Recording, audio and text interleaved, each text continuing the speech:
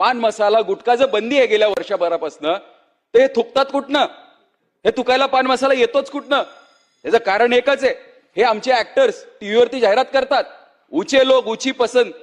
काय चाललंय काय अध्यक्ष महोदय? हे दुर्दैव असं आहे की याला आपण रोखतच नाहीये. आणि हे करत असताना या सगळ्याची परिस्थिती आज आमच्या, जसं ताईने मगाशी सांगितलं, युवा पिढीची अवस्था ही झालेली आहे. अध्यक्ष महोदय, आता तर आपल्याकडे सुगंधी सुपारी सुद्धा विक्रीला बंदी आहे वर्षभरासाठी. आपण जर पाहिलं, हे बघा, हे दोन वेगवेगळे उत्पादक आहे. विमल म्हणता काय जुमा केसरी, जे हिंदुत्ववादी आमच्या सर्व कार्यकर्ते आहेत, ह्यांनी तर यांची सगळी दालनं फोडून काढली पाहिजे. केसरी रंगाला बदनाम करतात ते. आज काय अवस्था चाललेली आहे? त्यात कणभर केसर नाहीये आणि आमच्या तरुण पिढीला सांगितलं जातं की त्या गुटख्यामध्ये केसर आहे. अरे त्या केसर गुटख्यापेक्षा स्वस्त आहे जर तुम्ही त्याचं व्हॅल्यू चेक केली तर. म्हणजे केसर खायचं असेल तर नुसतं केसर आमच्या पिढीला खायला दिलं तर ही कुपोषित बालकं तयार होणार नाहीत.